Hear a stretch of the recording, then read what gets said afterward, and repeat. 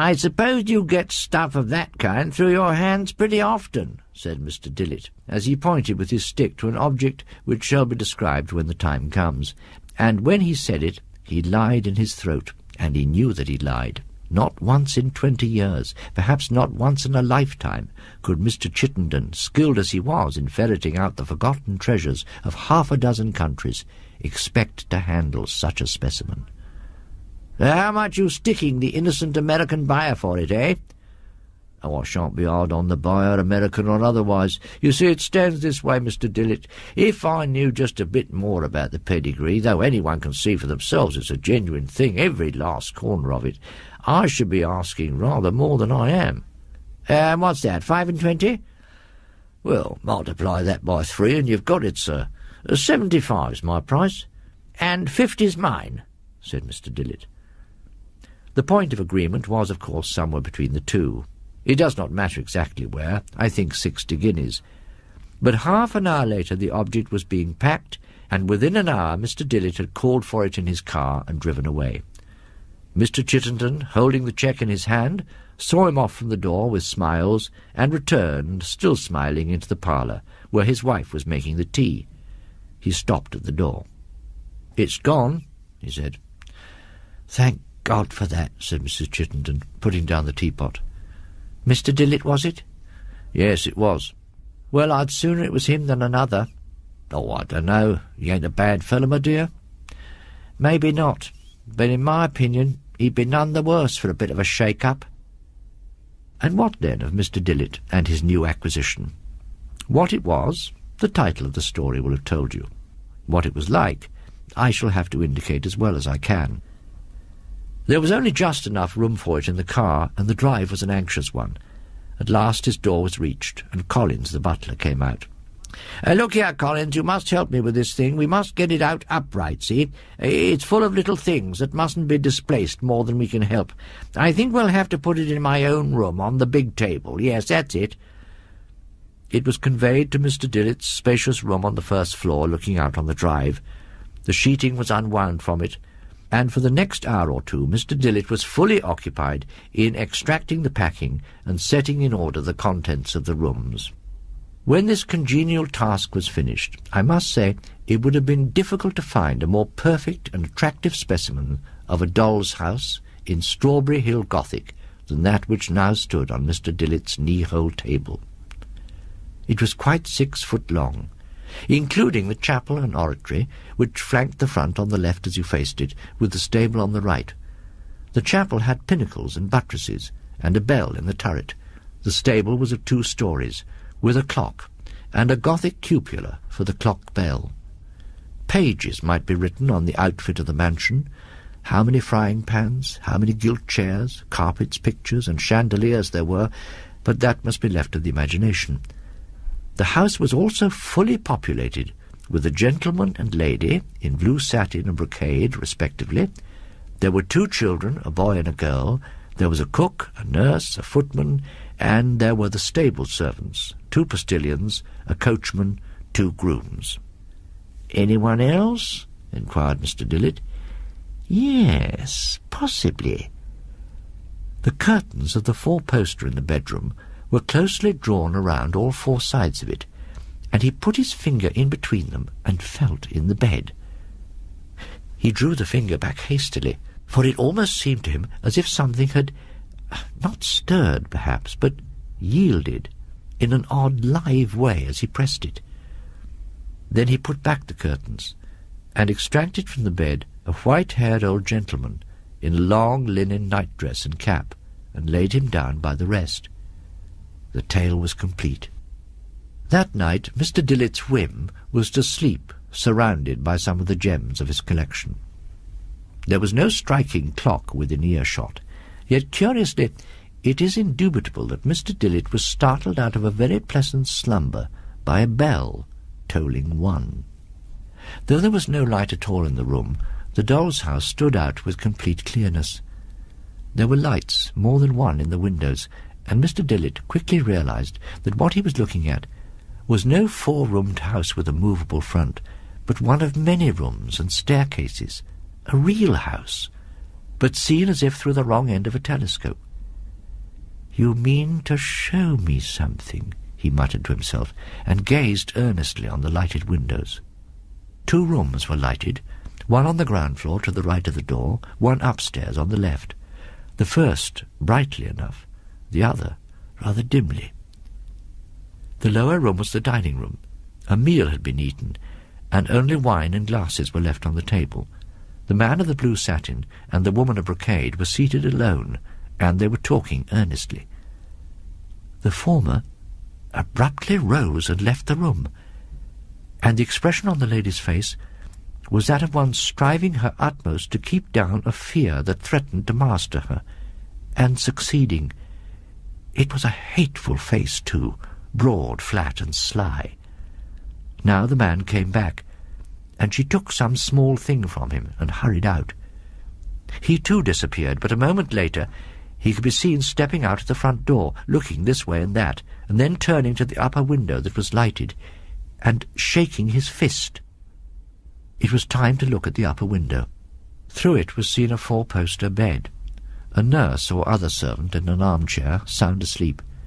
In the bed, an old man lying awake, and, one would say, anxious, from the way in which he shifted about and moved his fingers.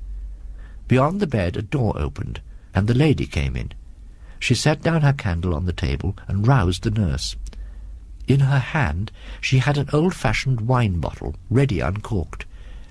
The nurse took it, poured some of the contents into a little silver saucepan, added some spice and sugar from castors on the table, and set it to warm on the fire. The old man pointed to the window and spoke. The lady nodded, opened the casement, and listened for something, perhaps rather ostentatiously, then drew in her head and shook it, looking at the old man, who seemed to sigh. By this time the posset was ready. The old man waved it away, but he was prevailed upon to drink it, after which the nurse laid him down, the lady left the room, and there was an interval of complete quiet. Suddenly the old man started up in his bed.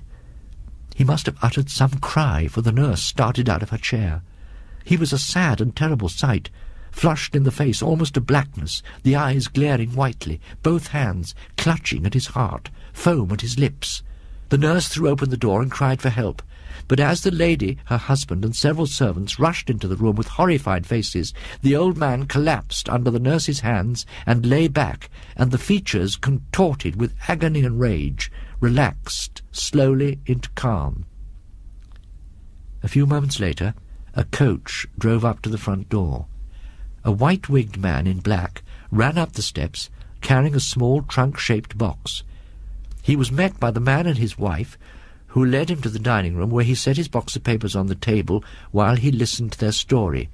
He repeatedly nodded his head, declined what seemed an offer of refreshment, and within a few moments left the house and drove away. The man in blue watched him depart, a smile not pleasant to see stealing over his fat white face. The light then faded. Mr. Dillett remained sitting up in bed. He had rightly guessed there would be a sequel. This time the chapel was lit. On the centre of the black and white pavement was a bier. A pall of black velvet lay on the floor nearby, and a large candlestick had been overturned. Suddenly Mr. Dillett's attention was arrested by a strange light away at the top of the house. It was a new sort of light, not of a lamp or candle, a pale, ugly light, emanating from the door-case at the back of a room where the boy and girl were lying asleep in 2 truckle beds. The door was opening. The seer does not like to dwell upon what he saw entering the room. He says it might be described as a frog, the size of a man, but it had scanty white hair about its head.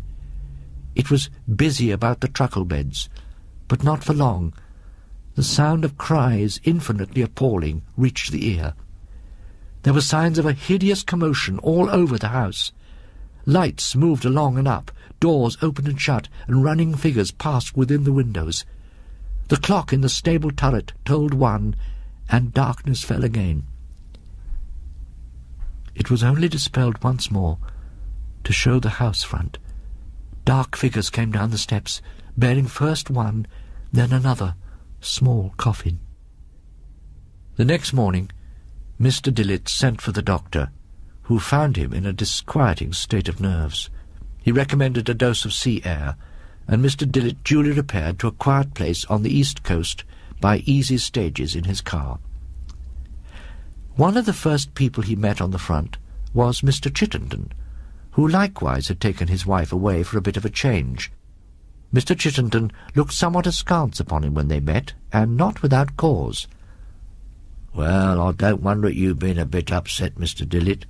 I might say horrible upset, seeing what me and my poor wife went through ourselves. But I'll put it to you, Mr. Dᴏ, one of two things.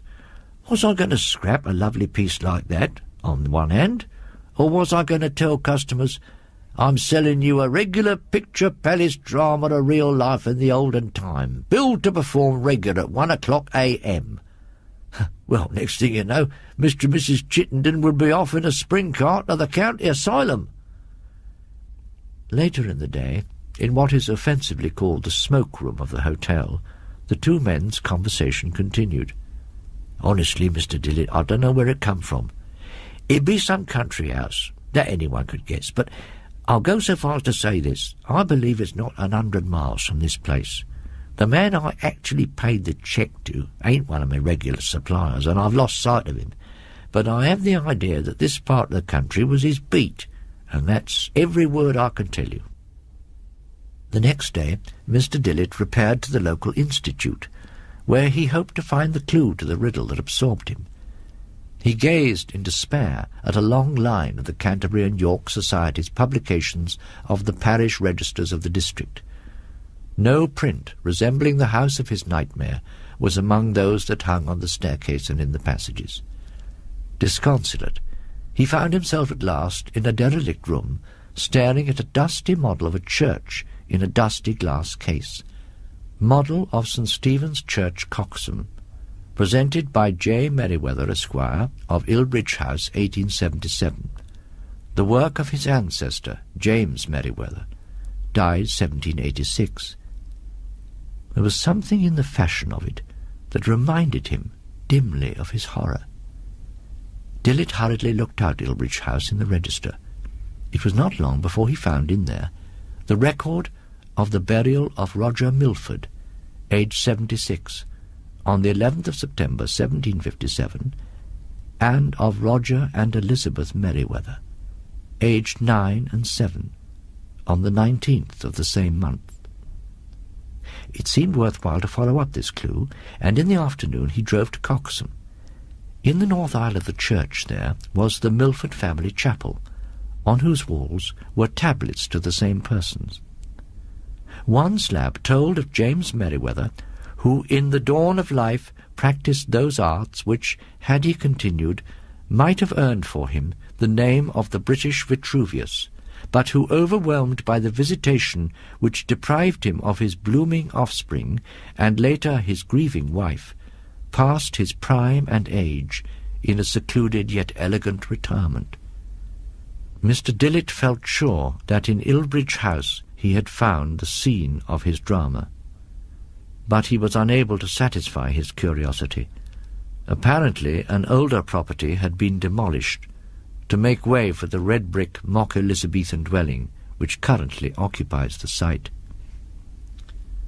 As he drove out of the village, the hall's clock struck 4, and Mr. Dᴏ started up and clapped his hands to his ears. It was not the first time he had heard that bell.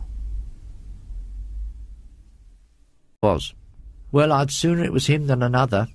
Oh, I don't know. He ain't a bad fellow, my dear. Maybe not, but in my opinion he'd be none the worse for a bit of a shake-up. And what then of Mr. Dᴏ and his new acquisition? What it was, the title of the story will have told you. What it was like, I shall have to indicate as well as I can. He called for it in his car and driven away.